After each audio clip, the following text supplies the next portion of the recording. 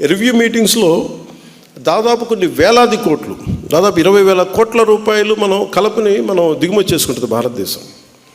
మన ఆంధ్రప్రదేశ్ కంటే చిన్న దేశాలు అవన్నీ.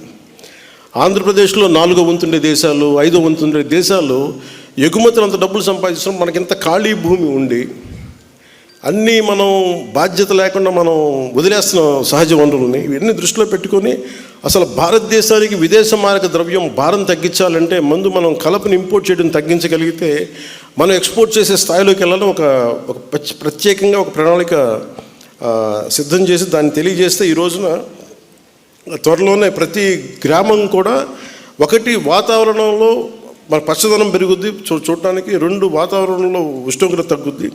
అలాగే అది భవిష్యత్తులో మనకి చాలా అద్భుతమైన ఆదాయం కొంత మార్కు రాబోతుంది.